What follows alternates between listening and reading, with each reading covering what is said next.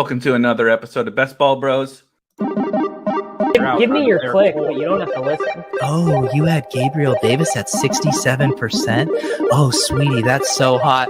Can I curse on the show? Absolutely. I was so fucking bad. How can I lose? And the answer was by starting Allen Robinson over Jamar Chase. Well, last year kind of attached myself to Trey Sermon, which hasn't worked out too well. Bill, if you ever listen to this, I love you. He's just such a boomer now that it's painful. I did think I was going to play in the NBA when I was like 6. I'm going to tell Evan Silva their boy.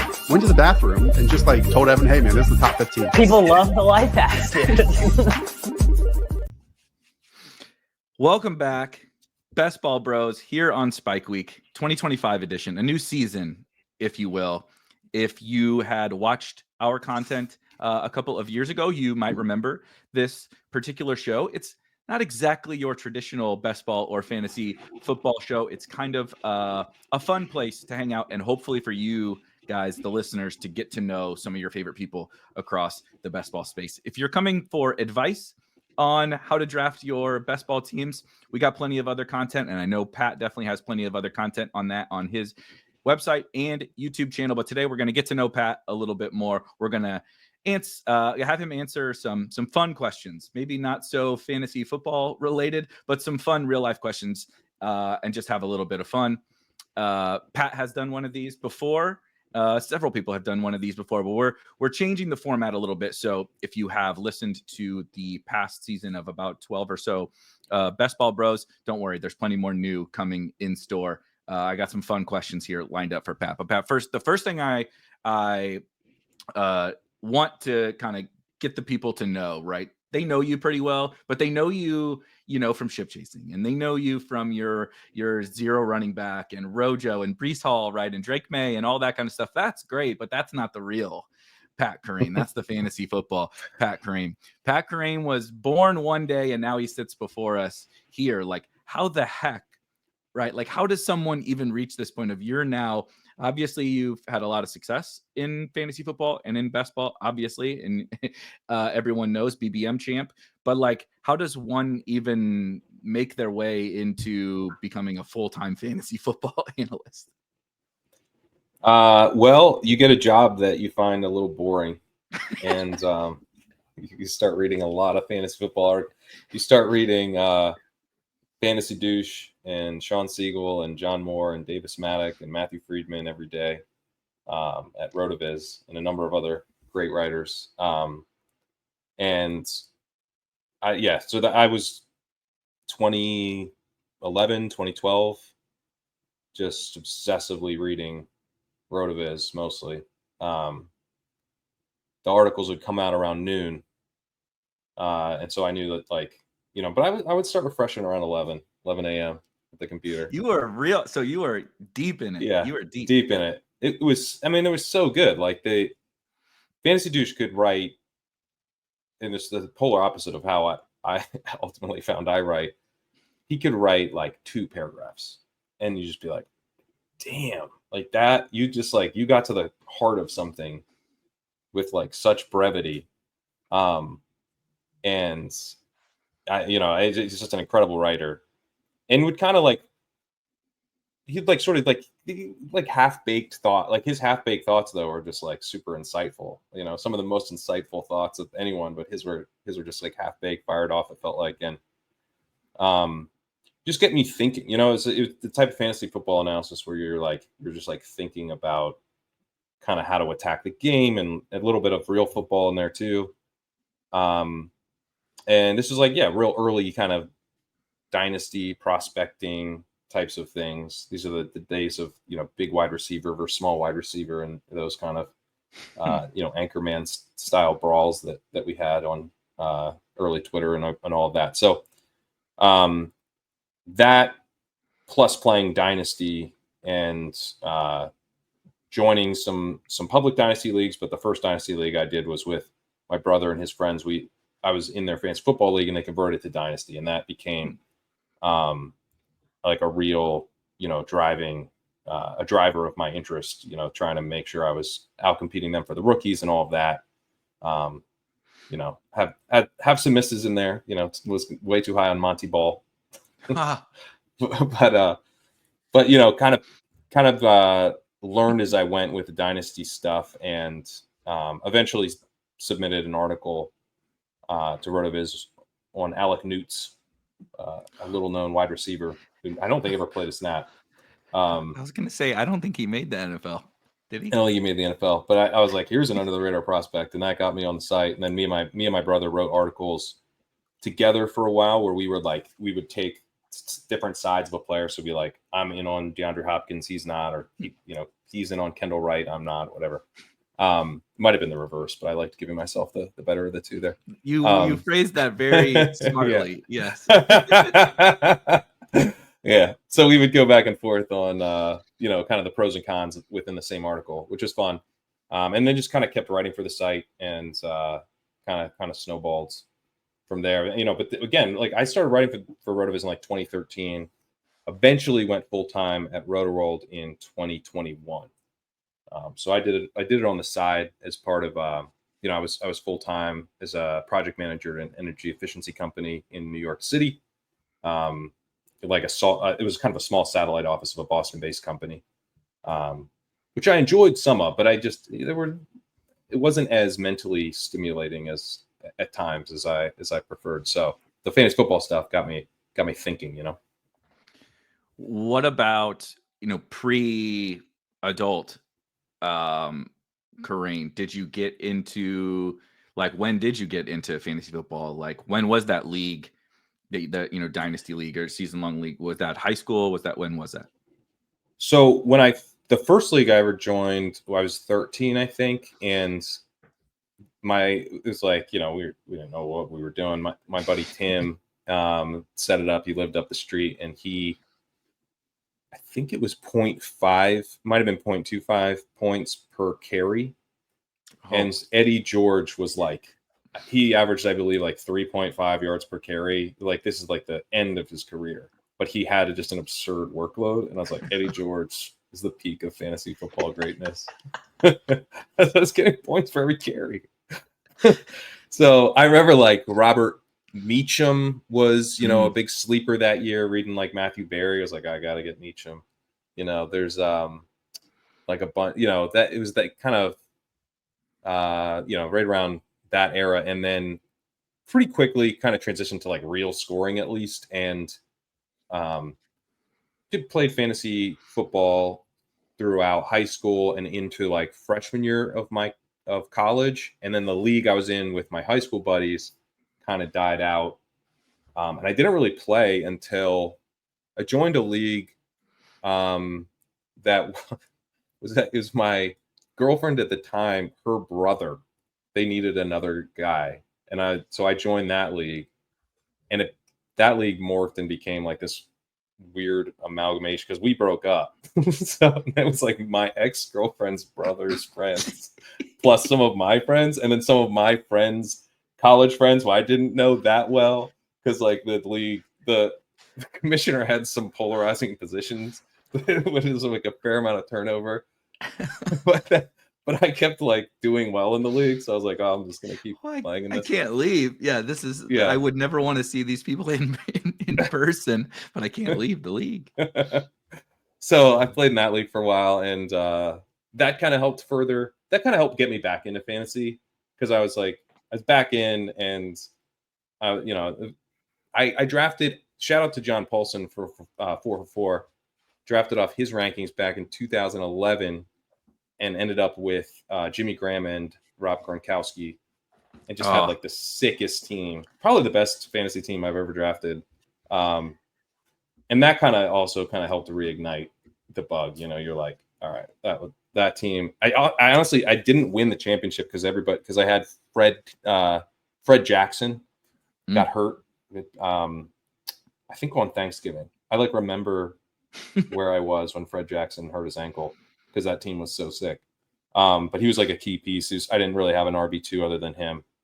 But anyway, so I didn't even win, but that team just once you kind of have a team that you fall in love with in a season, that you're like, damn, man, this is very fun when it kind of comes together like this. So that's and that also kind of coincides with when the Dynasty League was we were going Dynasty. That was like the same year. And then I'm getting obsessed with Rotoviz. So, I had a redraft league I was really enjoying, a Dynasty League. And then I was also about to join a couple public Dynasty leagues, which I've ultimately done pretty well into. So it kind of like helped fuel itself. So would you say that it kind of started with the Dynasty side of things? Like was that really what sparked the interest, or just kind of that sparked the obsession, I think. Okay. I think I probably would have stayed in like I get really into this in August kind of thing, like a more normal like person, fantasy a guy. normal, well-balanced person. Yeah. Yeah. Like every August I, catch up and, and I'm really into this. But, I never because I was in my buddy Gabio's league for a while, and he, so I never like fully stopped playing. I think there were a couple years where I didn't play in college, but I was always pretty into it. It just like it took Dynasty, I think, to like where it was like beyond just like a summer/fall hobby and more of like a thing that I was thinking about a lot all the time. Yeah, like it consumes my brain at all time for no reason, really, because there's not much to be gained monetarily, and it's just like you said, it's just an obsession.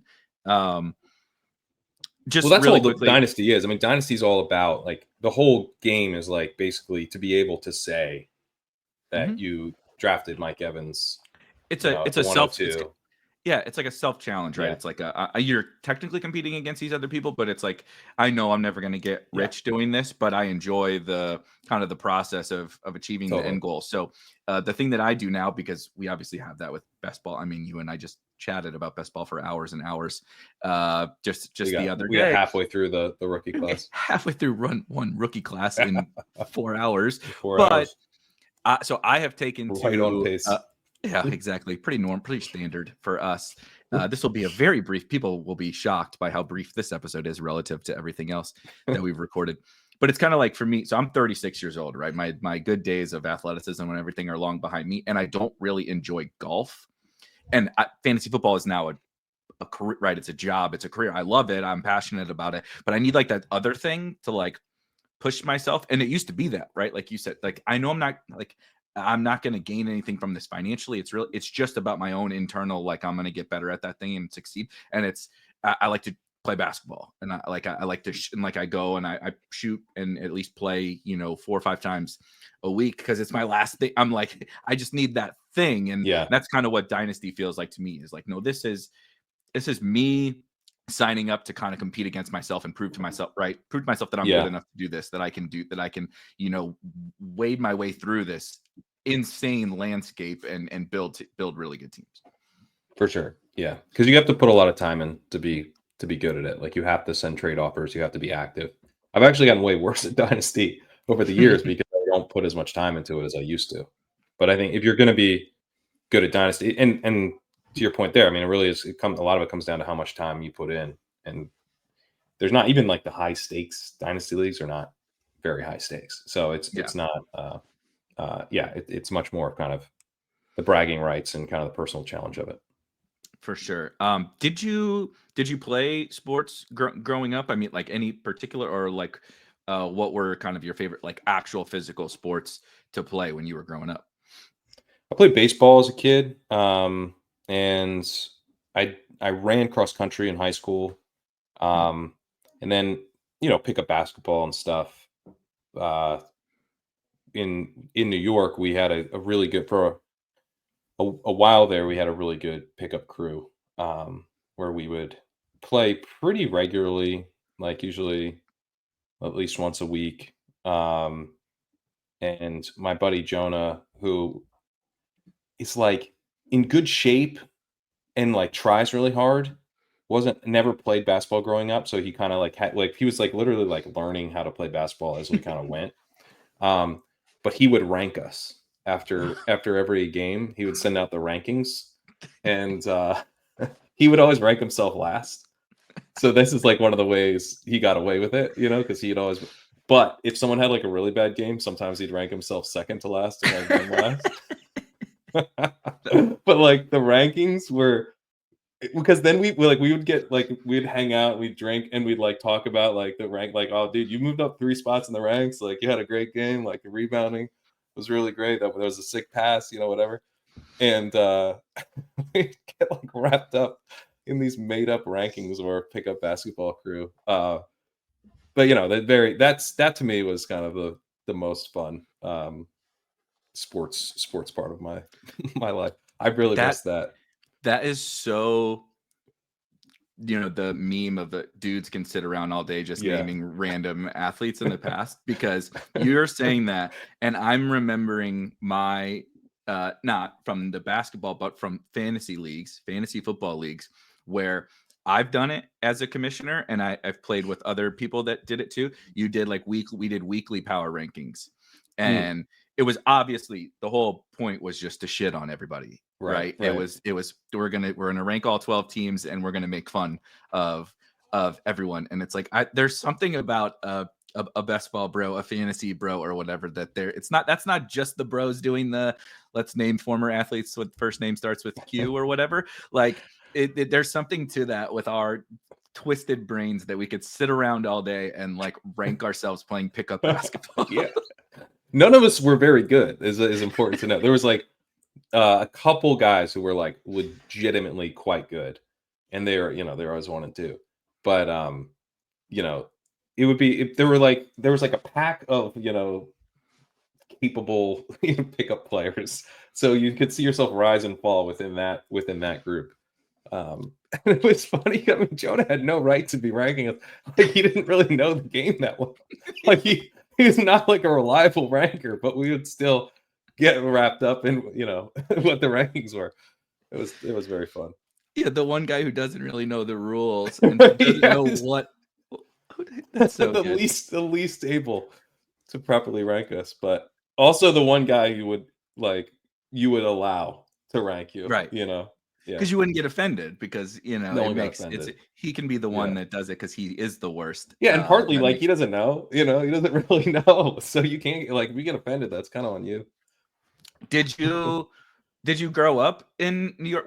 I know you obviously. When I met you, you were living in New York. Is that where you grew up also? No, I grew up in Delaware, Newark, Delaware, which is where the University of Delaware is and that's ultimately where I ended up going. And then after school, I had a history degree, and never really had strong plans for what I was gonna do with that. Still don't, apparently. Still don't, yeah. But I was like, it's important that I get a degree, so I'm gonna do that. And then I waited tables for a year, and I went back to grad school and got an energy policy degree, which then I used to get this energy efficiency job as project manager there in New York. And my girlfriend at the time was up in North Jersey, and I had friends in New York and stuff. And I played in a cover band in college, and we would go up like in that year that I was waiting tables, and then in grad school for like a 3-year period. One of the guys who I was in the band with was up in New York, and we would go up, and one of his buddies who didn't go to college with us, but had sometimes come down and played keys with us in the band, he was up there too. And then we played. It was like hilarious because it's like 3 guys who were like, amateur, could play in front of people at a college bar, but like we were not professional musicians. We would hire, these guys who were like legitimately professional musicians, like a lead guitarist and a drummer, and at times a bass player, who were like gigging professionals in New York City. And we would like shotgun beers with them during practice and just like have a blast. And they were like, they were just like, what are we? To them, it was like, this is so far below us musically, but like we're playing Third Eye Blind covers with these amateur idiots. But also, I'm having a blast. So, and we were paying them, of course, from what we were making from these these shitty You're bars. paying obviously to play music with them, but you were paying to hang out with these guys. We were paying to hang out with these guys, but they were. I mean, we were getting paid too. In fairness to us, by the bars and stuff. But yeah, it was. This was a gig for them, But I mean, it was awesome. Like, what a privilege to be able to hang out and play with these guys who were like awesome, like awesome at music. And we had been used to, like in college, it was guys like us. So you're like, wow, we sound a lot better with a professional drummer. Yeah, funny how that works. Anybody that you played with? I'm not saying that those people didn't turn into something, and did anybody like hit it crazy big that you happened to play with or be around during that phase? One drummer that we had in college, so it wasn't the original drummer who we had, he's the absolute man, but I mean, not like a professional drummer. He was like us, but one drummer that we played with at the time that we were playing with was with Pat McGee band. He was like one of their drummers. So he wasn't, I don't know if he was full. I think he eventually went full time with them. I'm not 100% sure about that, but he would go play gigs with them, and they were like, a fairly big act. So he was a legit drummer. So we did have that experience, which was pretty cool. But yeah, for the most part, it was like, college bros jamming out to Red Hot Chili Peppers and Sublime and all that stuff. That sounds about right. So last part I want to cover as like the life story of Pat Kerrane. I mean, obviously you have legendary upside now, but I think you would agree, right, that ship chasing has kind of led to a lot of this stuff. Obviously, you've done a lot more. I don't mean to, degrade all the hard work and everything that you put in, but like, I mean, I remember watching you guys and getting to know you guys in pretty early days of ship chasing and what it has become a cult brand. I don't mean that negatively. I mean that like very, very positively. Like, yeah, cult often used positively. Yes, very, very positively. But I mean, like, people just want to be around you guys, and it's like, sure, Yeah. you're gonna you get the perfect. It's I a really great do believe community. you get the perfect combination of outstanding fantasy takes, real football takes with fun. And right, it's a combination of I'm gonna go learn something, but I'm also sitting at the bar having a beer with these people Yeah. that I really that are friends, right? That are friends Yeah. to me. And then people in the chat are friends, and people in the Discord are friends. But like, how did this all become, right? Like, how did ship chasing start, and then how the hell did we reach this point? Like, did you guys ever think that we would be where we're at today? I mean, there's never been a plan for ship chasing, really. Like the what it was is that me and Pete were doing Fantasyland, and so that started with I was doing stuff for Rotoviz, and they were doing more podcast stuff, and I was like, I wanted to get more involved with that, so I started doing editing for them, and then I eventually started hosting on the Rotoviz channel. But I was doing some editing, and they needed audio editing help on Fantasyland. They did the first episode, and I was like, this is awesome.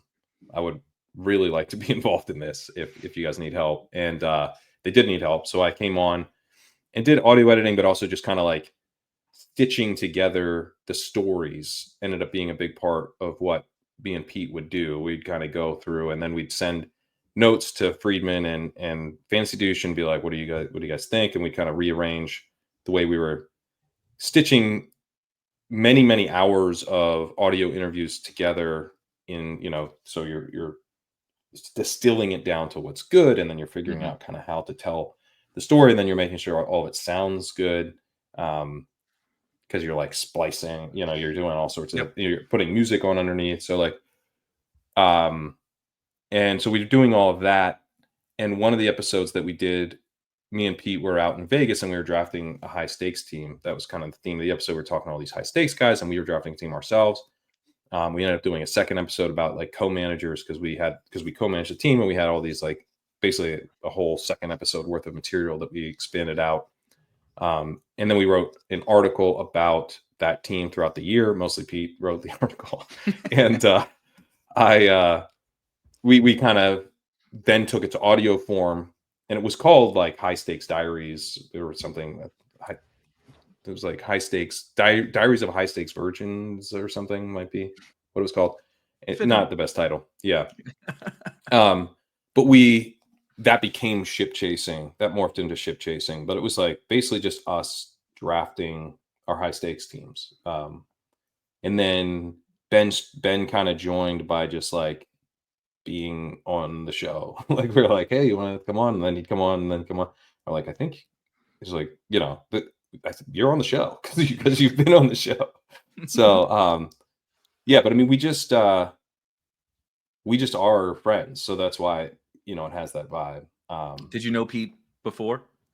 I didn't know Pete at all before Fantasyland, but we got we met out in Vegas for that episode, and that was the first time you guys had met in person.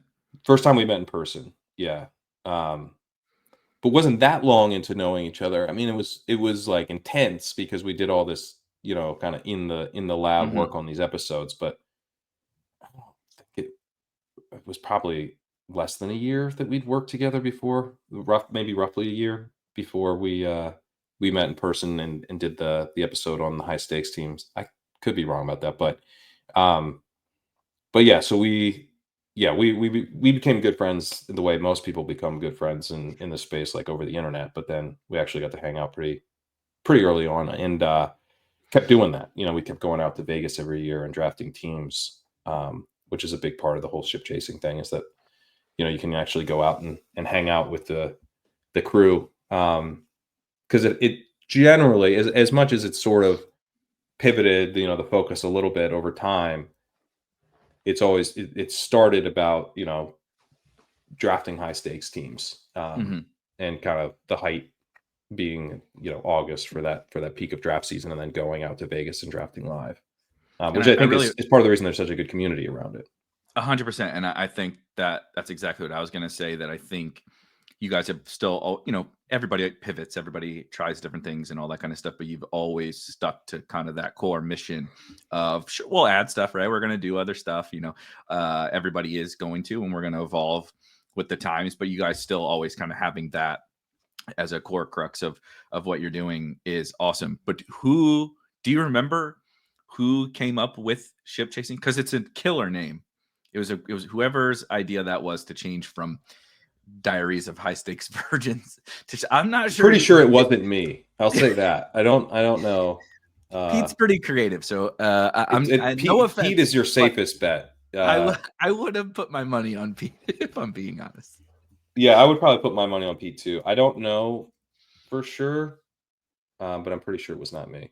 So I'll have to get Pete on here soon then and see if he can remember the origins of ship chasing, because it is just an awesome name. I mean, you guys would have hit regardless because the content is just that good, but it doesn't quite have the same ring as ship chasing. I think it would have taken people a little bit longer to get up to speed if you didn't pick such a good name. Yeah, I'm like searching in my email for the earliest iteration of ship chasing to see if I can find it. But of course, there's no guarantee that we did it over email, so who knows? Who was the first round pick on the team that you got? The first team that you and Pete drafted together in Vegas. Who was the first round pick? God, I know we had Delaney Walker on that team. Okay. We drafted Arian Foster, and then he retired during the season. He retired like 4 weeks into the season. He was like our third round pick or something ridiculous. Maybe our fourth. Who was our first round pick? Dolphins. Foster, right? He was on the Dolphins. He was the Dolphins Arian Foster year. Yeah. Was that?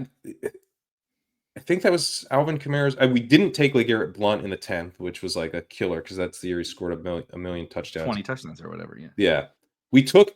Here's how good the team was. We took Alvin Kamara, I think, in the 12th round, and the team was completely dead. Like we took one of the best picks, like rookie season Alvin Kamara. Rookie season running back hits, like one of the best of like since then, and like a Kyron level sort of hit as far as cheap running back go, and yeah, the team was completely dead. That's hilarious. You also had. I don't remember our first round pick. You had the Kyron, like the Kyron of all Kyrons. You basically had both Arian Foster. Obviously, that year it was not, but the Arian Foster year one with the Texans was like, the original gold star, right? Gold medal, zero running back, late round running back that just, if you didn't have him, it was over in your league. What was Arian Foster? And then you guys had Alvin Kamara.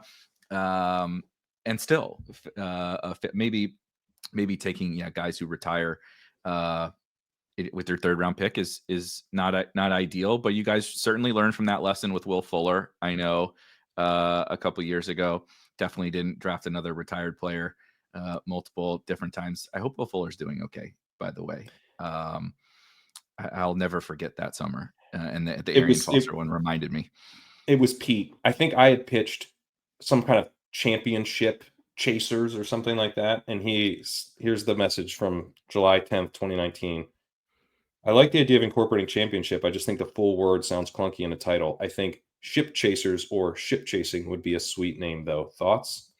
And then I respond, I like ship chasing a lot. Well, there it is. Now we know. I will say it wasn't all Pete. 60-40, 65-35. I would championship chasers definitely would have been just as good. Yeah, really just as good. You would have attracted all of the nerds with championship chasers. Championship and chasers. Not so many. Yeah. Not so many of the cool ship chasers. But wow, that's cool. That's hilarious that you still have that in an email that will go down in fantasy lore. Let's get into some more fun stuff. You've told that we've reminisced. We've heard the Pat Kerrane backstory from playing music to being ranked in his local pickup games and all that different stuff. I was usually somewhere in the middle, by the way. I'll say that's good. You weren't at the bottom. The goal was to stay away from the bottom. Some distance between yourself and Jonah was the goal. Everybody's practicing to make sure that you have a distance between you and the really kept the effort up. It kept the effort up. Yeah, I like. Jonah got better over time, but he would still keep ranking himself last, which I respect. That. One of my favorite questions, just like in the world, because I think it gives some insight into just interests of individual people. If you're on death row, right, you get a last meal. What would Pat Kerrane's last meal be if he were, he were on death row because he continued to not draft running backs, right? They start to banish you to death row. What's the last meal going to be like? What I would want to do, and this is highly unlikely that they would allow any of this on death row, because I mean this damn near weapons. But I would want to steam crabs, Maryland blue crabs, and I'd like to steam them myself in beer, and then I would like to crack them, get the meat out myself. You want the full process? Put them in butter. Full process is important. Okay. It's important because to me it's like kind of meditative. You're kind of just in the zone, just get in the zone. And I've done this a lot. This is a thing I used to do in New York. I didn't used to steam them. Delaware is basically Maryland, right? They're both tiny states. So we drive like literally 5 minutes to the Maryland border, pick up, a bushel or maybe not, maybe a dozen or two of crabs, and they would already be seasoned and steamed and everything. Bunch of Old Bay, bring them back, put a bunch of newspapers or kind of just protect the table with something, and then you just dump the crabs out, get some beers, summer afternoon, just pick some crabs. So I've got a technique, I'm pretty. And I used to do this. I bought like a steam pot in New York, and you could go down to Chinatown and get live crabs for pretty cheap, like concerningly cheap sometimes. Like, where are these from? Because I was, in your they're from the Hudson, probably not the East River. They're definitely not from the East River. That's what you got to tell yourself. That's good. But yeah, I'd buy like what do I usually get? About 20, maybe. Depending on like, because what I would do is I wouldn't eat like all 20, but I might eat 12. And then you could pick the rest, and then you'd have crab cakes, and you could make crab cakes for the next day. But it is not, you will cut yourself even if you're good at it. That's kind of part of it, but not like too bad. Maybe you cut yourself like 6 or 7 crabs in, and you work through it. But the fact that it's kind of difficult to get the meat at, and it's a bit of a challenge, but then you get better at it. That was kind of part of the fun for me. Plus, on death row, you do have a crab claw now. Maybe you get one of the guards. You try to make a run. You now for have it. a non-0% chance of getting out of this. What do you got to right? lose? Yeah, you got steaming water. I mean, who let steaming beer in here? Do they? I'm gonna, after this is over, I'm gonna go look this up to see. How could they? They do some crazy stuff. Like I've read about it. So I'm into true crime and all that kind of stuff. So I'm into the all the stories of all these serial killers and stuff, and they all have bizarre last meals. And they're pretty lenient on like what they'll let these guys. Right. It's pretty wide open on what they'll let that. I think a steaming pot of beer, pot of crab and beer with like you said, a totally dangerous weapon is probably a little across the line. But I'm intrigued to know. Now it's not like they don't have a bunch of. Even if they didn't let the claws in, I'd still go for it. You're shackled down. Yeah, that's true. I'm shackled. Come on, guys. But it is a great. I love these kind of questions specifically because of that answer that you just gave, where it's like, of course, we're getting to know the food that you like and all that kind of stuff. But it's like when it enters your brain, like, and the thing is, there's now there's a 1% chance that I get out of here. It's a 0.01 or whatever. It's not one. It's way lower. It's 0.0001, right? Like some total miracle, and I stab a couple guys, and I get out of here. It's like it's just a funny little. Well, also, but I mean, at that point, it might be upside to just like go out swinging. Maybe a guard shoots you, and you don't have to go through the whole execution rigor. You don't have to give last words. Yeah, you don't got to get shot to death or lethally injected or whatever. At the last minute, you dip the crab in butter and you definitely go down like a G for sure. In this, in I think it's path. Better. I agree. So similarly, one of my other favorite questions. Let's pretend, all this didn't work out for Pat Kerrane, or maybe you just had a different passion that you stumbled into and you became a male stripper. Okay. What would your stage name be if you were a male stripper? I don't know. Stage or name. What would someone else think that your stage name should be? How about 4-leaf clover? So you'd go up dressed like a leprechaun? I don't know. Maybe not a leprechaun, but it was definitely like, play up the Irishness. Clover's on your, G. Yeah, clover. Whatever, yeah. Hat. Get the nice green hat. A little hat. Totally naked except for a little hat and the 4-leaf and a clover thong. Oh man, that is so good.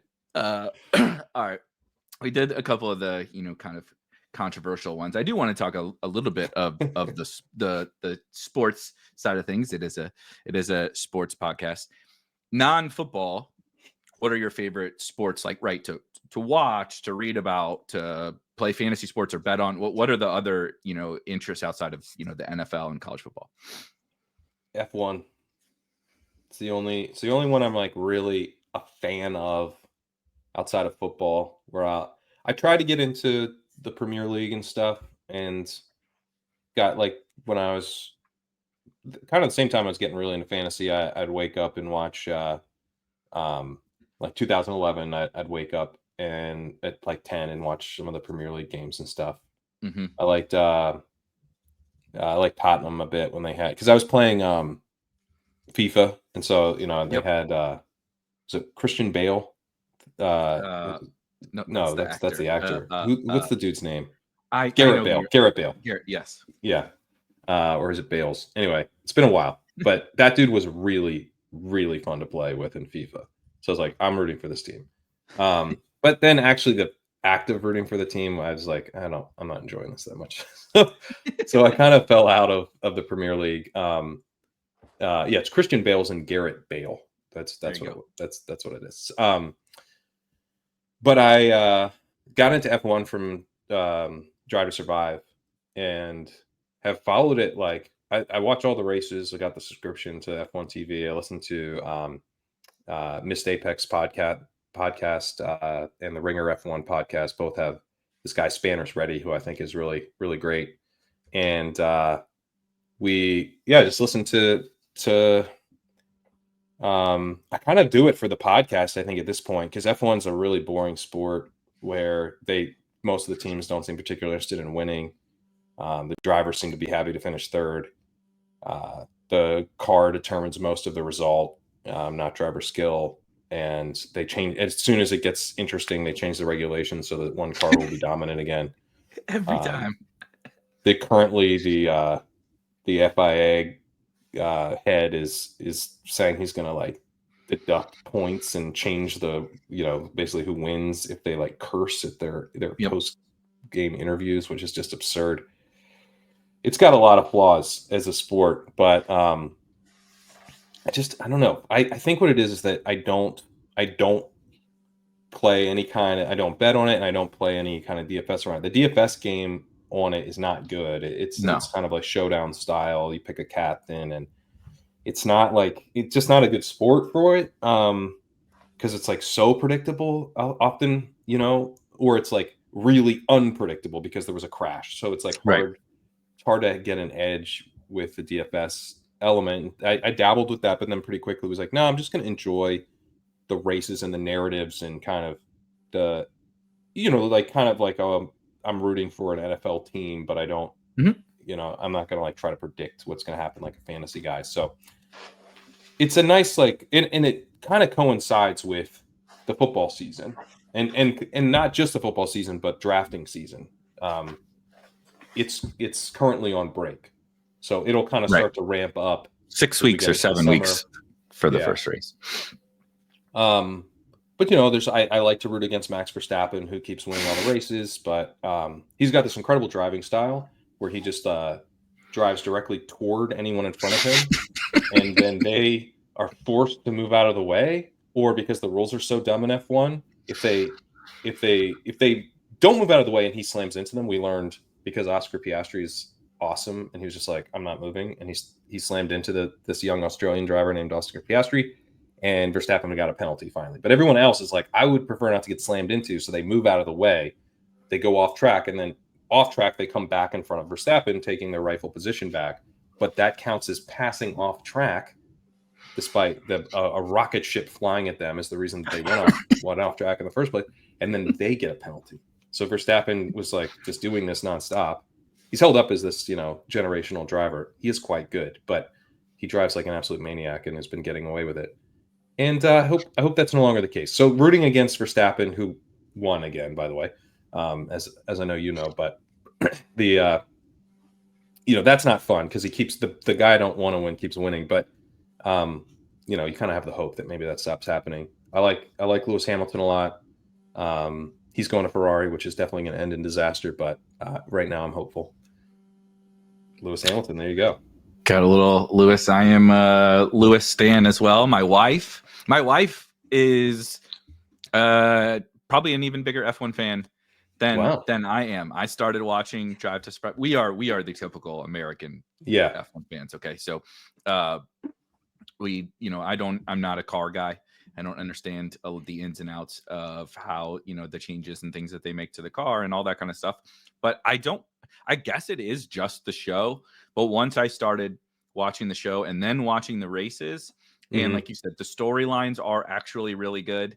They are very good. Once you start to get into it, when I became a fan, Lewis was the Max of that time, right? It was, you just knew Lewis was winning the championship every single year, and yet I still found myself enjoying watching. It's very bizarre, right? Like if we showed up to watch a football game, I know people think this about the Chiefs, even though it's not true. If we showed up to watch a game every single Sunday and we knew what the result was going to be, it would be so boring. But for some reason, I think it is because I'm not monetarily invested, like you said. I'm not. It's just pure fandom that I have really started to enjoy it. It's funny. I was pretty certain that you hated Max, but I had a start bench trade that I was going to ask you to do amongst these three drivers: Max Verstappen, Lewis Hamilton, and Lando Norris, who just this past year started to challenge Max down the home stretch for the Drivers' Championship. You have to start. You can take this however you would want it, right? Your personal favorites, or you're building a driver lineup. I don't give a shit. But start, bench, trade Max Verstappen, Lewis Hamilton, and Lando Norris. Start Lewis Hamilton. I'm benching Max Verstappen because I want to hear him bitching. I don't want him out of my life. I want him in my life and angry. And then I'm trading Lando Norris, who had one of the all-time embarrassing sports seasons this past year, where he had a chance to win the Drivers' Championship, couldn't get it done, but not necessarily because of his own fault, although I think ultimately he would have come up short. He had a number of missed opportunities, but he had a team that was kind of favoring at a really weird point in the season his younger second-year teammate, Oscar Piastri, who will, I think, ultimately probably be the better driver, but he isn't yet. Yeah. And Lando was fighting for the championship, and they insisted that I don't. There's got to be like a highlight of this on YouTube, but they had Lando in the fight to win the Drivers' Championship, which is the thing everyone cared. There's two championships in F1. There's like the Constructors' Championship, where the team who scores the most points between the two drivers wins, which McLaren did end up winning. No one really cares about that. It's only the Drivers' Championship that people really care about. And just to add, the teams care because the money gets distributed based upon where you finish, right? Which is for the constructors. So you Correct. think the constructors would be the big prize, but like the way that the fandom is built, it's all about like the driver. The driver who won that year is kind of the real champ. So they've got this guy who's never won a race in Lando Norris, and all of a sudden, he's in the best car, it looks like. They kind of figure something out mid-season, and Lando Norris is now winning races, and he's in contention to maybe, because it's such a long season, longest season ever. If there's enough races left where if he dominates the back half of the season, he can win. During that period, they have this weird thing where they kind of Lando's behind his teammate. I think they pit Lando first, and then they pit the teammate second, and Lando's able to get ahead of where his teammate was with, he passes him in the pits, basically. He comes out on fresher tires and, zips around the track on these fresh tires, and his teammate comes out behind him. It's called an undercut. Yeah. And the different tracks, different days, but that day the undercut was king. If you undercut someone, it's super powerful. So McLaren undercuts the guy who was ahead, the two drivers. That's unfair to Piastri to let his teammate undercut him. However, Piastri's not in contention for the Drivers' Championship, and Norris is. So good on McLaren for getting the driver they want to win in front. Except McLaren says, "We're so sorry, Piastri. We certainly didn't mean to do that to you. We're going to have Lando give the place back." So they say, "Lando, at your earliest convenience, give the place back." It's fairly late in the race. Mm-hmm. So Lando, what he maybe could have done is immediately give the place back and then say, "I'm going to go ahead and pass Piastri now." Chase him down. Mm-hmm. But instead what he did was he said, we'll see. And he drove miles ahead, like into the sunset away from Piastri, completely dominating him, showing him that there was no reason that Piastri would have had any business winning this race. Like, Lando was by far the better driver on the day, and you want this guy to win the race. They get on the radio and they're literally begging and pleading. Like, it was I never heard anything like it before in a major sporting event. It was like a little kid. Like, they were treating him like a kid. Like, you got to let your brother win. Like, this isn't unfair. Like, dude, you're competing for Drivers' Championship, and this is his engineer literally said, "Lando, please." He was legit. Like, you're not exaggerating when you say that. They were absolutely like on their hands and knees begging. Yes, think about the team. Okay, under great pressure, and this is one of the things I don't like about F1. Lando basically pulls over in the last lap and concedes the place to his teammate and lets him win, plays the team game. And Lando got like a lot of crap for not doing it sooner. The reaction was like, "Oh, how rude of Lando to like try to win a race that he totally deserved to win." What sport is this? What's going on?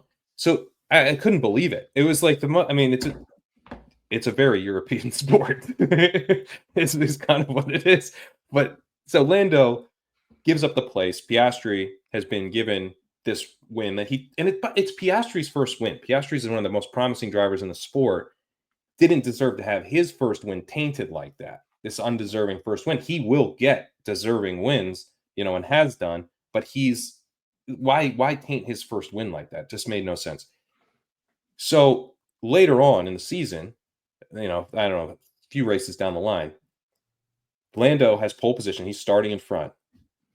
Piastri is starting, I think, second or third. It must have been second. He pulls one of the sickest moves on Lando to pass him on lap one. One of probably the best pass of the whole season, like something you want in the sport. I mean, it was awesome. But it's his teammate who's starting in pole position. You're not supposed. He did it was fairly dangerous. Like it could have ended. It could have taken them both out of the race. The exact type of thing that, like, when you're pleading with Lando about what a team you are, and like, how Lando, you're going to need Oscar's support in the future. Oscar didn't support this guy at all. Yep. He's like, I'm taking this spot, and then Oscar stayed in front and cost Lando like a ton of points. It was nuts. So anyway, I don't know. It was one of the strangest and like most embarrassed. And then at the end, McLaren was like, "Oh well, it was really kind of unfair of you guys to expect us to even try to win the championship, because really, like, our driver's never won this his first race in a championship in the same year. So that was really high expectation settings by you guys to put on us. Like, what is this a sport or not?" They pulled the Ravens are undefeated when Derrick Henry gets 27 plus carries or whatever. That's what they pulled one of those. Yeah, they pulled one of those. This doesn't happen. So, why are you guys so concerned about it? I think you perfectly summarize what it seems like, right? It's just guys going around a track and some cars just don't have a chance to win. Not most weeks ever. Some of the cars don't.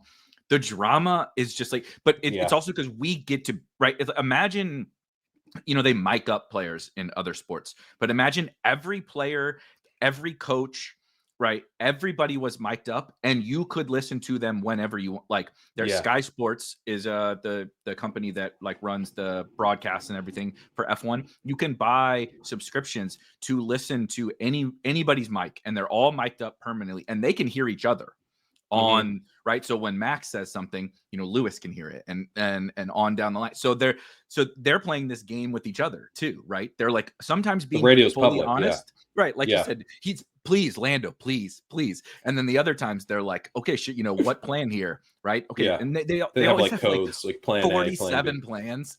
Well, that was Ferrari. Ferrari was like a couple years ago, just like a disaster class. They got rid of the team principal who was in charge at the time, but they would be like, we're on to plan F. Like, why do you even have a plan F?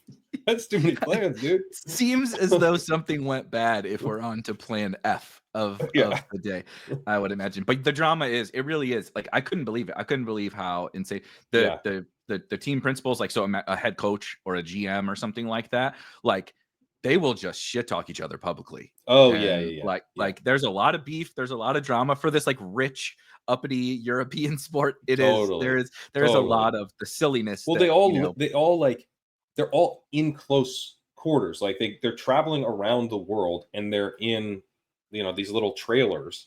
So they're all like, it's like if all the NFL teams had to like stay next to each other, live with each other all year.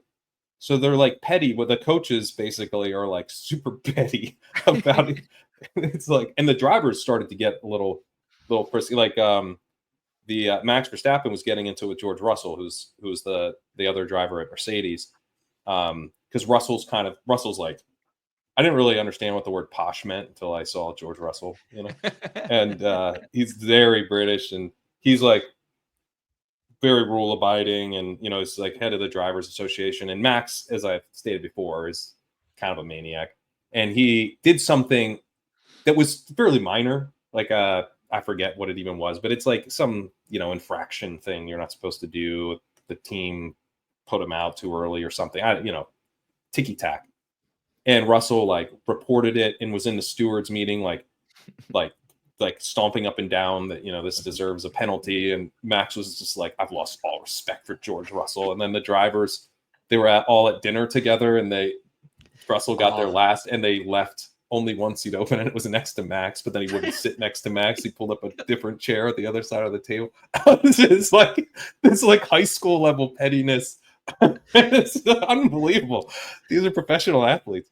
But yeah, I think like the act of having to kind of live right next to one another and there's not that long of a break. You get like 6 weeks off.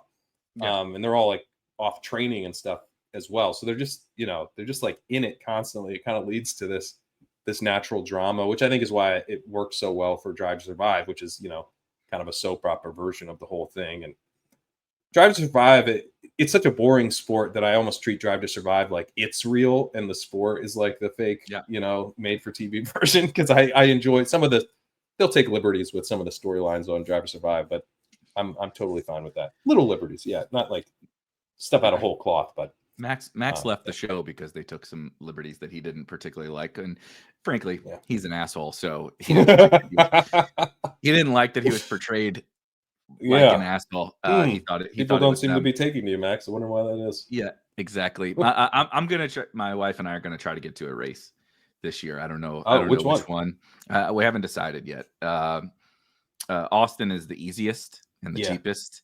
Vegas is probably a little bit too pricey, but Miami's not terrible. And then Canada and Mexico are both quick trips. I've heard good things about Montreal as a race. Right now, I think Montreal's my preference. If I had to pick one, I've never been to Montreal either, so that would be. It's like Montreal's really cool. It's like Texas. It's a fun city. I've been to Texas plenty of times. I don't need to, and I've been to Miami and I've been to Vegas plenty of times. So it's like it would be cool to see those races, but to go see a race and to go to a place that I haven't been before, would be pretty cool. You mentioned earlier some like particularly the F1 kind of segueing. There's a podcast you particularly like. What is in your like podcast rotation? What are the top pods you're listening to? When you're walking the dogs or working out or whatever. Yeah, that one, Missed Apex is probably that's very high on kind of the non-football stuff. How did this get made? Yeah. Maybe non-football. I think people would be more interested. Yeah, how did this get made? I like a lot. The comedy podcast where they watch bad movies. Let's see. I will listen to some real football stuff. Is like not feeling, like the fantasy stuff. I almost want to listen to like in front of my computer and like tweak rankings and kind of like, it's almost like work, where you're like, all right, like if there's good thoughts, I don't want to just like lose them. So, but I like, I've been listening to Heed the Call, Dan Hansis and Mark Sessler. That's a football pod, but so that was around the NFL podcast, but now they're over with Underdog. Oh yeah. Okay. So I've gotten back into that. I got back into Bill Simmons' podcast because I couldn't take what was happening with Gerard Mayo and how badly that team was coached this year as someone who had invested a lot of money in Drake May. Bill's a good source, a coping source. Yeah, I needed someone who was going to be pro Drake May and angry with the coaches in a kind of irrational way. Mm-hmm. And Bill Simmons came to the rescue. There is one perfect man for that job. He scratched that itch real well. So I was back listening to all of the Guess the Lines with him and Cousin Sal this year. Yeah, I used to listen to like more politics podcasts, but I'm on a break. I'm on a break from those. It's just in the I don't know. I'm entertaining myself with other things at the moment. I want to listen to I like the Ringers podcast with Joanna Robinson, where they kind of break down shows when they're doing a show I'm watching. That's one of my favorite podcasts. Like they did Shogun, which I thought was awesome. And they like had the companion kind of episode by episode stream on that. I love them.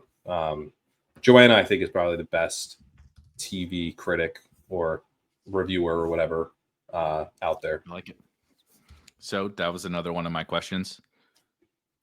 You can do. We'll do movies and TV shows. We'll do movies first. Top 3 movies and then top 3 TV shows.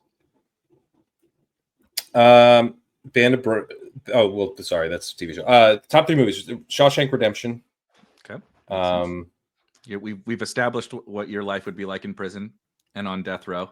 So Shawshank is very seems very fitting. He's already planned out his death row, escape plan. Yeah, that's true. I didn't think of that. Let's see. Man, I mean, there's lots of movies I like. Shawshank's the one that like you're like, all right, that's on. I'm always gonna kind of put that back on. Who's your favorite? Goodfellas is good. Goodfellas is good. Who's your favorite character in Shawshank?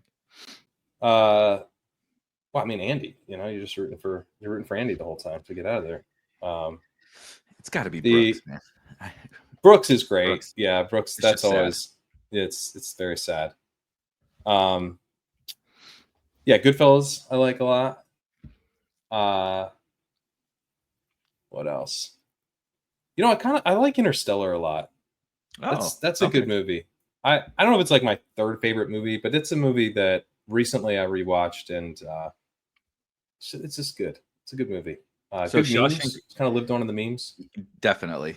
Shawshank could be. I always think to. You mentioned Bill Simmons, but Joe Mazzulla is the head coach of the Boston Celtics, and he like went viral. I mean, he goes viral a lot because he's a very interesting guy. I like him a lot. He's peculiar, but last year it came out. He watched The Town every day. Whoa. During the NBA playoffs. I think I'm quoting that right.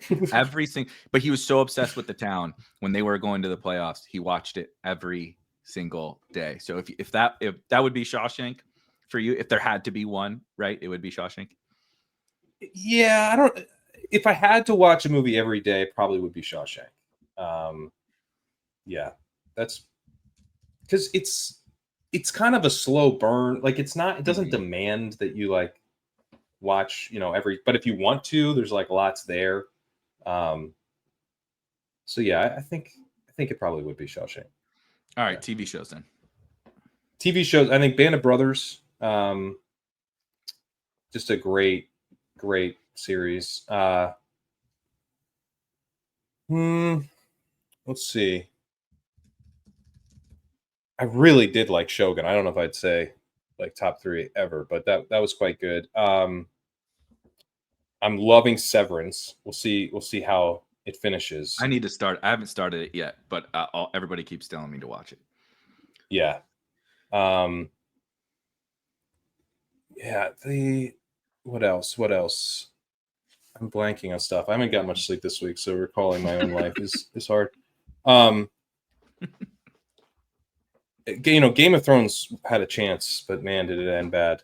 It ended so bad. I don't know. There's like a million things that I feel like I watch and then I'm like, wow, that was really good, and then it doesn't stick with me. I just rewatched Watchmen on HBO, which I enjoyed. Mm-hmm. The Eastbound and Down is great. Mm-hmm. Just kind of keeps getting better over time. The final season is probably my favorite. Very rare, by the way. It's hard. Rare. It's hard to accomplish that. Yeah. Yeah. And then Righteous Gemstones has been a nice follow-up to that. So funny. So funny.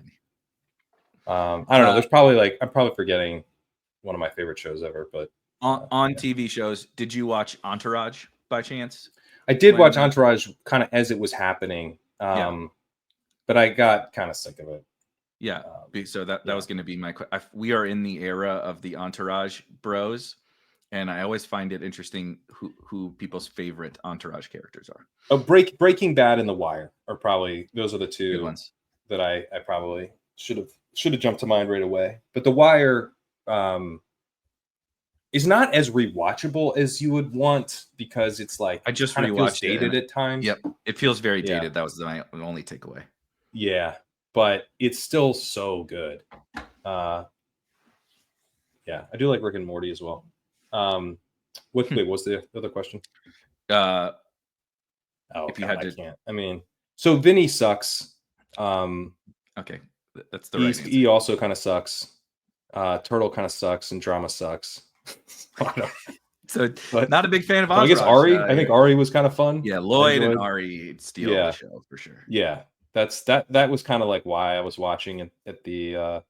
But I mean, like, I don't know. That show was weird. Like they did the whole Medellin thing, and it was like this held up as this thing, and then it was like embarrassing. But I don't know if it was supposed to be embarrassing. The problem with that show was, and no disrespect to Adrian Grenier, but you're casting a guy to be like the biggest movie star in the world for an HBO TV show, which meant less than it does now. So you're not going to get a big movie star. You're going to get a guy who wasn't a big movie star. And it's like, I think that show was really held back by like, they wanted to be like, at times, like, oh, Vinny's going to be this incredible actor. Well, those scenes often didn't land. No. So you then had to be like, oh, well, actually, the movie's a bomb and we're going to go with that. But then you're like, what? Well, why does this guy suck as an actor? Well, like, what are we rooting for? Is he just, what's the point? They had to spin it, and Ari did spin it in one, I don't know when it was, I think it was maybe after Medellin or whatever, where Ari had to spin it because Vince was, questioning how good of an actor he was. And it was like, well, yeah, no shit. Everybody knows you're not a good actor. And Ari eventually says it. He's like, you're a movie star. And there's a difference, and it's like that was, I don't know if that was their intent all along, but I don't know if it was their intent either. Yeah. The Adrian Grenier vibes eventually gave off that, like, no, this guy sucks at acting. He's, he's like The Rock or whatever, right? It's obviously not very different body builds, but like, it's like, this dude sucks, but he is a movie star. I thought that they nailed, right? I liked Turtle. I thought Turtle was, I didn't love the Turtle, like, arc that they put him on. Me neither. Well, it was like him and Drama would like, what shenanigans should we get into today? I know. Like, what are we doing? Like this. And then because they wanted to give them their own thing, right? Drama gets a TV show, and Turtle gets in shape and runs a company and all. And it was like, I don't know, it was a lot more fun when they were just fucking around and Ari was making fun of everybody, and Lloyd was being hilarious. So as most shows that go on for 7 seasons or whatever, I think they lost the plot a little bit. But I was obsessed when it was going on. When it was going on, we'd watch it because that was when I was in college. So like it would, Sunday night, like over at my buddy's place, it would be on. We got together on Sunday nights to watch. And these are the days of like, we didn't have TiVo and stuff like that. Like if you wanted to watch the show, you watched it. Like when it was on live, like it was very different times back then. So I think that's why a lot of those shows stick, because it was like a cultural event, not just that. Well, have you watched it on Netflix yet? That loses some of the pizzazz. I'll shout out How To with John Wilson is a under the radar show that maybe people don't know. It's really weird. It's kind of, if you like Nathan For You, you'll enjoy it. It's on HBO or Max or whatever the hell it's called. Who knows what these things are called nowadays. All right, some more like kind of funky real life questions. This is definitely one that the people need to know. Favorite pizza topping? What are you getting? Honestly, or what kind of pizza? It's pepperoni, man. Pepperoni is the best one. It is. I agree. You can get fancy and I'll indulge, but just like a classic New York slice of pizza. You want a topping. Now I will, margarita slice. You could say, but pepperoni, cheese pizza, pepperoni. It's hard to beat.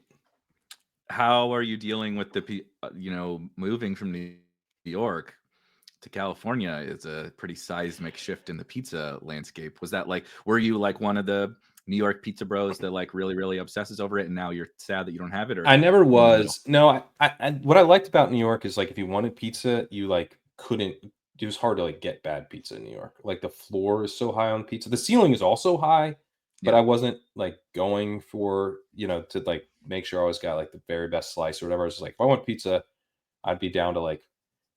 Now there is some pretty bad pizza in New York, where like you want to go to like a dollar slice place or whatever, but probably drunk and whatever. But if you want to get pizza, especially pre-COVID, like late night, 2 a.m, you could get an excellent slice of pizza at 2 a.m, which is really, that's like what does not exist out here at all. But if you want to get good pizza out here, it does exist. It's not quite as good. What I've found is I've actually done, like, we got a place from the other night. We got Detroit style pizza, which I am unfamiliar with. So I don't know if this is good Detroit pizza or not. It doesn't taste any, it's like deep dish. It's like focaccia bread. Yeah. And it was good. but I don't have, I'm not like from Detroit, or I've never had it. So, it might be terrible for, what a Detroiter would say, but How would we know?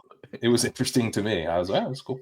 But getting like the New York style stuff doesn't quite hit here. It's not bad, but it's just not as good. Just a couple of more. I would be remiss. Harry Potter has taken on and the Hogwarts house has taken on a life of its own somehow around the Spike Week parts. I don't know if you've watched or read Harry Potter, but no, if you went to Hogwarts, if you went to Hogwarts, which house would you end up in? I mean, I think we all want to say Gryffindor, right? But everybody wants to say Gryffindor, but this is when we find out the truth about you. The Sorting Hat knows the real truth, right? They probably put my ass in Ravenclaw. I was just gonna say, I had this conversation with my wife. So I got the Harry Potter video game. It's Hogwarts video game. It's not technically Harry Potter, and it's actually pretty fucking awesome.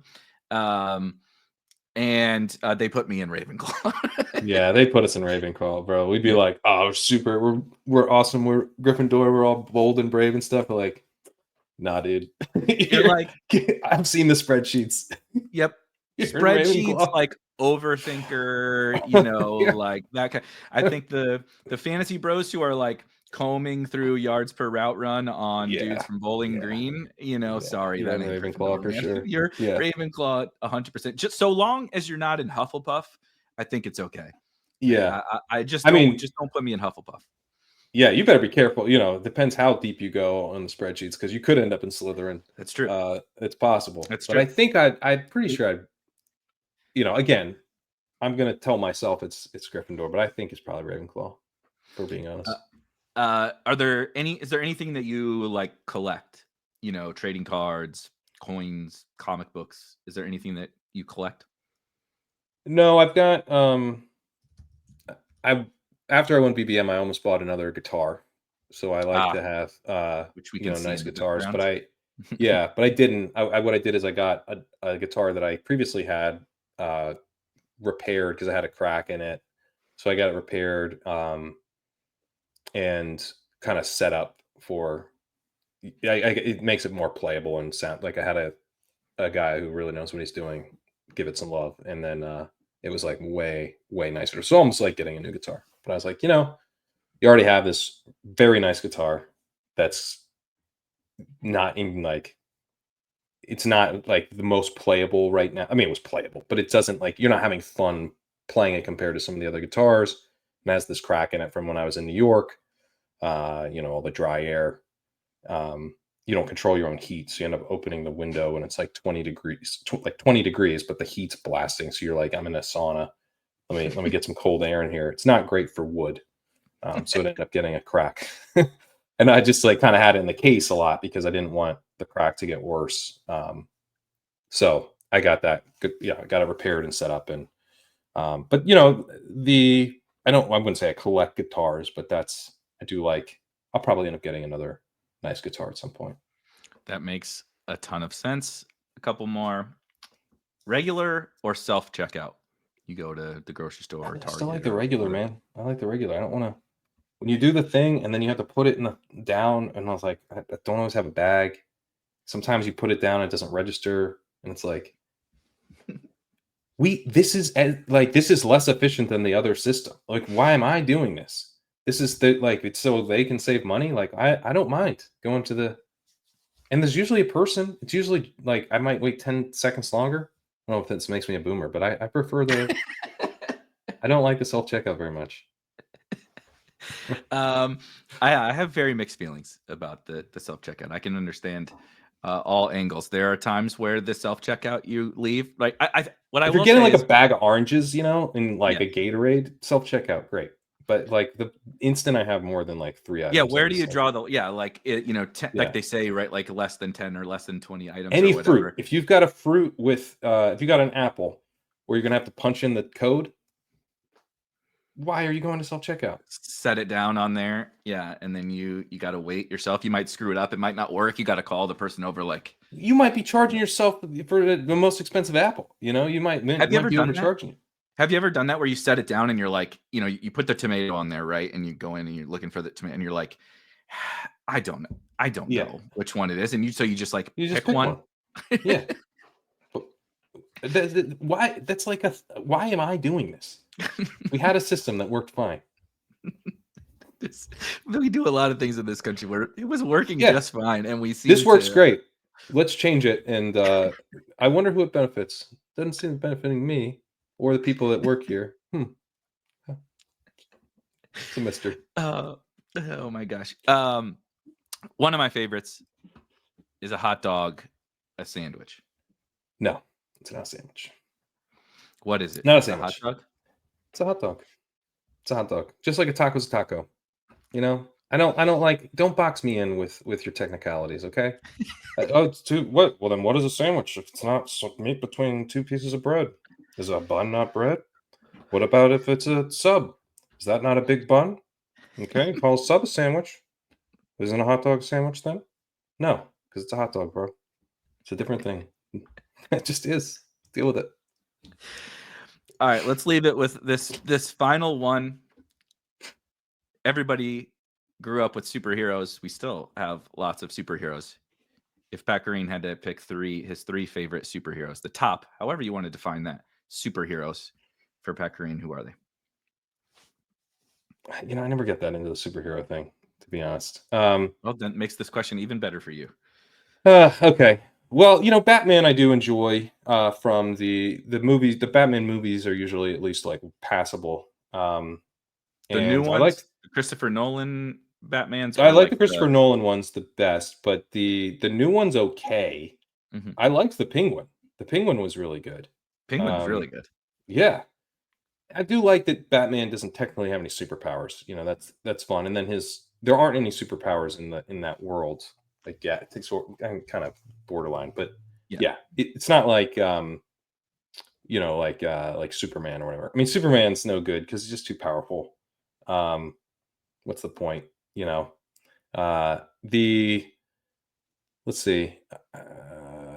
I like the Watchmen. The Watchmen are, you know, that series is good because you're dealing with people who also don't have superpowers, and then the most powerful being in the universe, which is kind of an interesting dynamic. That I've read the graphic novel 4 or 5 years ago. That's a fun read. Oh, that's good too. By the way, here's something I recommend. If you're reading a book, which we're all, you know, I'm certainly struggling to do that these days. You listen to an album on repeat while you read the book. So I did this with the Stephen King book where he goes, it's like 1964, I think it's called, 19 whatever.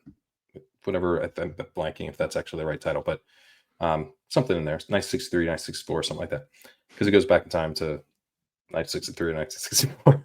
And so I read that listening to the Arcade Fire's The Suburbs album on repeat. And then you get this, like, when you listen to it later, you get these like memories of the book. And I did that with the Black Keys album. I listened to read the Watchmen while I listened to that. And it was their album that kind of sounded like kind of throwback a little bit. So anyway, I did that. I recommend doing that. The third superhero, I don't know, Wolverine's pretty cool. Got you know, the healing powers. He's got, you know, got to always figure out his past. You can always reset that, you know. He doesn't know his past again. Got to figure it out. Totally believable story. So the last one that I had forgot to put in my background here, that you just mentioned it with the Stephen King, that I have to ask because I find it pretty fascinating. If time travel were a thing, would you go back in time, or would you go to a date in the future? By the way, it's 11/22/63 is the title of the book. Oh, okay. Yeah. Would I go back in time or to the future? Well, the future is your low upside play, or sorry, your low floor play. Future is very low floor. So who knows, man? Who knows what the future is going to be? but it's higher upside, I would say, right? You get there, oh my God, I can't believe we invented that. That's amazing, right? So that's so great for me. The past is your safer play. Past is your cash games, you know what you're getting a little bit more. I think with something as potentially volatile as this, I would probably pick the past. I would probably lock in the tighter range of outcomes. Plus, you kind of know like a little bit more the flavor you're getting. You'd obviously have some more details, I would imagine, of kind of like, what you could. Do I have money? Am I going to stick out like a sore thumb? Like, will I be able to kind of fit in well enough? Well, people are going to be suspicious that I've traveled back from the future.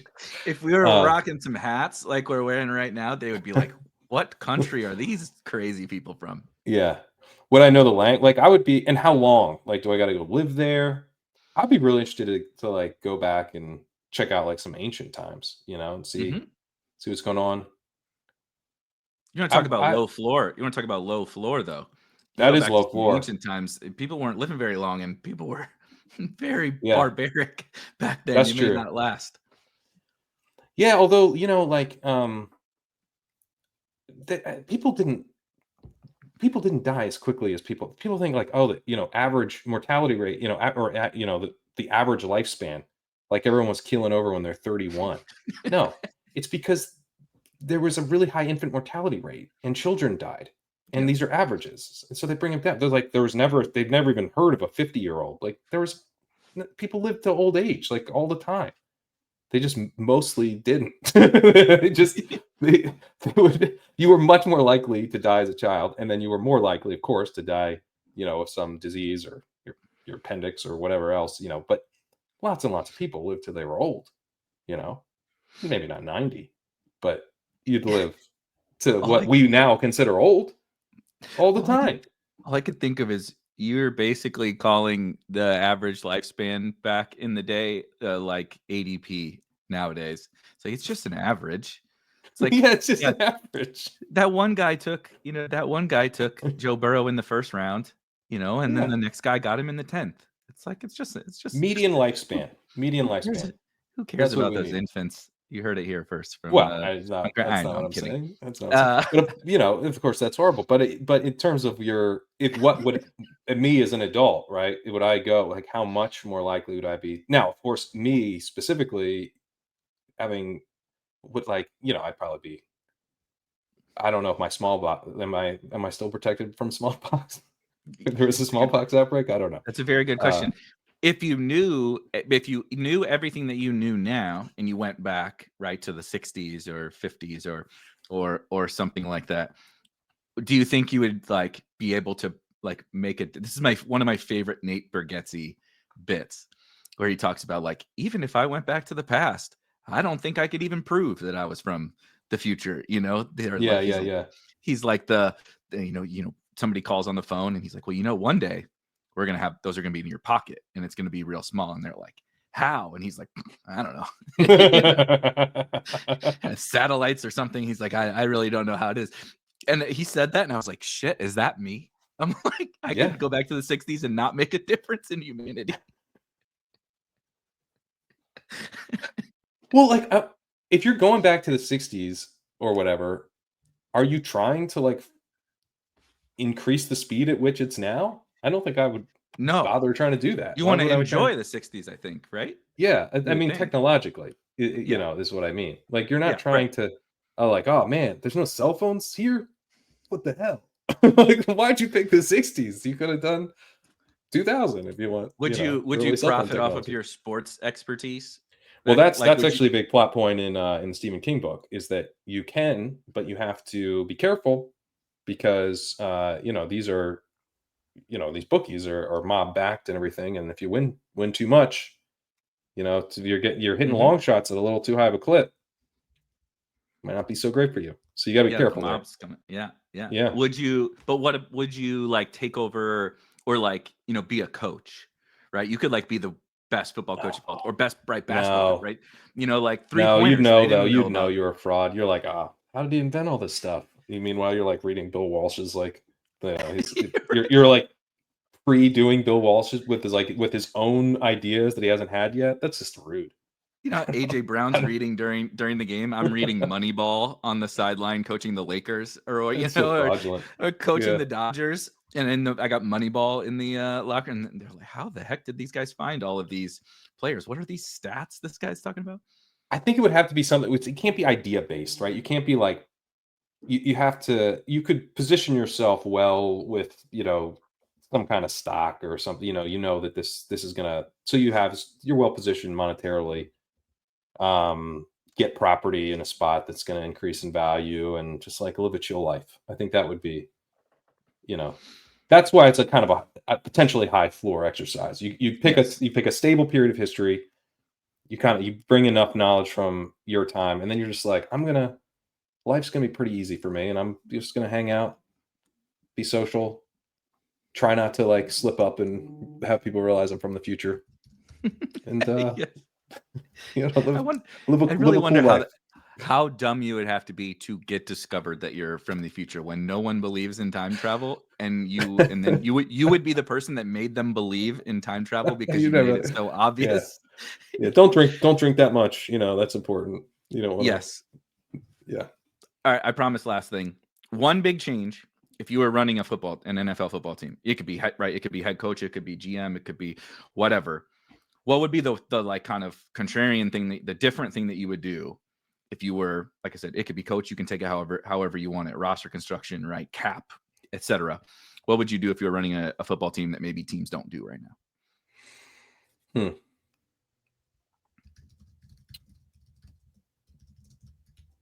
I mean, I do. That's a good question. What position am I in? Am I like the general manager? You can pick. You can be, if you would rather be like the GM, right? Owner, GM, head coach, whatever, however you would like to I'll let you pick. I think I would install myself in a role above the general manager. And I would not be like, I'm in between, and maybe I'm not the right person for the job, but it'd be fun to be me. But I think you'd put someone that's like sitting above the GM that like kind of is like more, that kind of helps maintain stability of the franchise, like kind of an owner type person, but their job almost is to like, you have the owner stability, but you're not the owner. You're not the owner, right? The GM is acting sometimes in self-preservation type right mode, and you would be able to guard it. You're kind of like guarding against self-preservation of the GM, and kind of like helping, like, I would think this role might be useful this year on the Giants, where like you've got guys who are very clearly incentivized by the owner to win or else. And that's a terrible position for the franchise. So you could maybe have someone who's like, hey, if we're going to put them in a win or else mode, we should just let them go. Even though I think they deserve more of an opportunity than they've gotten. But like, it's really bad for the franchise if the GM and coach are operating from a short-term perspective. That's why often resetting a GM makes a lot of sense, because you get a guy who's not willing to think 2-3 years down the line again. So that would be something I would consider. That would, of course, also present problems where maybe that person becomes entrenched and is like, it's kind of calling shots they shouldn't be calling. So, that's why it should be me, because I wouldn't do that. Yeah, of course. We would never make these mistakes that every other human makes. But we both got to get out of here. Pat, of course, thank you for joining and spending some time to just totally bullshit on this fun little Best Ball Bros episode. If you haven't watched it yet, Pat and I just released our first rookie pot, or it's coming today. It'll be out by the time this one is out, so you'll be able to see that. Of course, subscribe to legendaryupside.com, both on the website and on YouTube, and more episodes of Best Ball Bros will be coming here soon with some more folks from around the industry, so you can learn about their last meals and what they would do if they were able to time travel and all sorts of other fun stuff. But everybody have a wonderful weekend, and I'll see you guys on the next.